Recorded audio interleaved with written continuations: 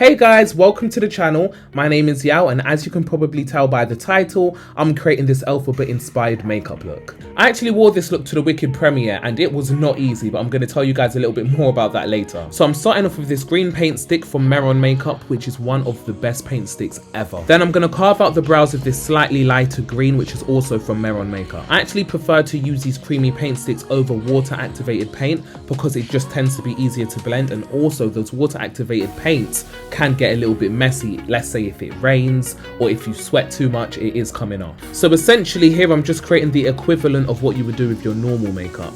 You would carve out your brows with a slightly lighter concealer, and then you would use your regular skin tone on the rest of the face. But in this case, my regular skin tone is going to be green. And then I take that lighter shade to highlight the center points of my face, just as you would do with a concealer. A lot of you guys were saying in the comments that it's actually giving avocado, and do you know what? You're not wrong. Look at this mistake I make. I paint right over my eyebrows. To be fair, I was rushing a little bit because I had to get to this premiere, so some parts of this makeup were not perfect to my standards, but we make it work. Now, when you do a face paint, it's important that you get everywhere. That includes in the ears, around the ears, behind the ears, above the ears, around the hairline, literally everywhere. Otherwise, it destroys the illusion. Now, I'm just going to reinforce that lighter paint, and then I'm going to blend everything together. I'm going to blend the seams of the lighter green into that darker green. The trick is just to go back and forth until you are happy with that blend. I'm ensuring not to go directly on top of that lighter green because I do not want to compromise the brightness of it. Do you know what was absolutely crazy when I attended the Wicked premiere? I was literally the only Elphaba there.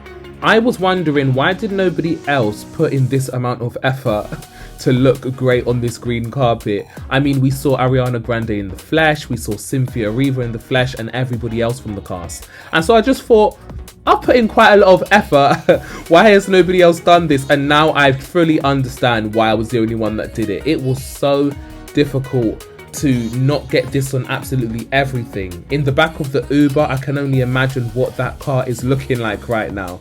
God bless that driver. Now, to blend out the center, I actually take a different brush to what we use to blend out the rest because I don't want to get too much of that darker green on the center. Now, this is where the look takes a turn because I decide that it's not bright enough, and so I take yellow. Now, in retrospect, this was not necessary. However, I love a nice highlighted bright center of the face, and so it made sense at the time, and even in retrospect it still looks nice. I just don't know how much of an Elphaba it was given opposed to avocado. I mean, the blend is seamless and we are highlighted, baby, so I really can't complain. However, I did get a lot of avocado messages, I did get a lot of Grinch messages, and you know what, I even got Shrek.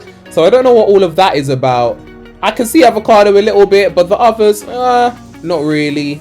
Behave. Now it is time to mattify everything, and so I'm going to take my RCMA powder, which is a no color powder, and I'm literally just going to cover my face with this powder, and I'm going to quickly blend out the paint on my eyelids just to get rid of any creases before setting it with powder. Now I'm going to take this powder puff, and in sections I'm going to set different parts of the face, starting with the center of the face, and then I will work my way to the outer parts of the face, which is the darker parts. My motto is that there's literally never too much powder because you want to ensure that your makeup does not move, and we've got a lot of creams on, and so we just want to make sure that it all stays in place. You guys should see how my desk looks after I'm finished with one of these looks. Literally powder everywhere. The only issue with this is that it does wash out a lot of those high pigment colors, and so you're going to see in a moment that we actually have to go back in with those high pigment eyeshadows just to enhance those colors again. And I'm using a palette called Wealthy Chick by Color Drain, and I love it because it has so many different shades of green, literally everything you need for an Elphaba inspired look. You might not be able to tell, but what I'm actually doing is taking a little bit of that lighter eyeshadow and dusting off the center powder so that it deposits a little bit of that lighter color there in place of the white powder. And you guys can see bit by bit that white powder is slowly disappearing and the color is getting richer and richer. Okay, now it's time to start contouring, and I'll be totally honest, I was not happy with how this turned out.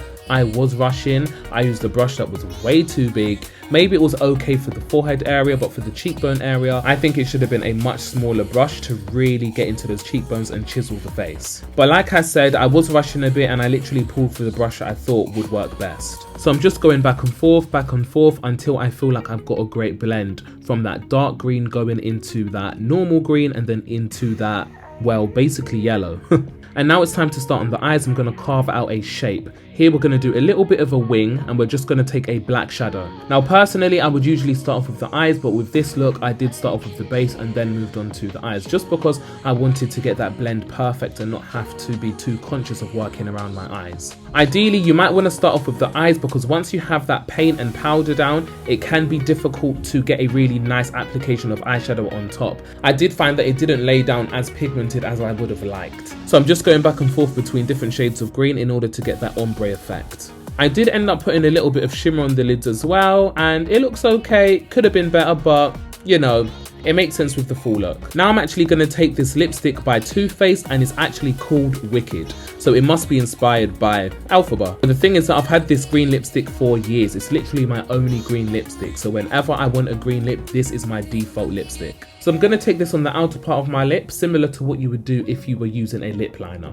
Because in the center, we are going to have a much more vibrant green. I love an ombre lip. Now, I know that Elphaba in the movie does not have an ombre lip, and I know that she also has freckles as well, which are beautiful, by the way. However, this is not a direct remake of her makeup. This is my spin on it. This is what I would do if I were playing the character. I absolutely love a nice highlighted center of the face, and I absolutely love an ombre lip.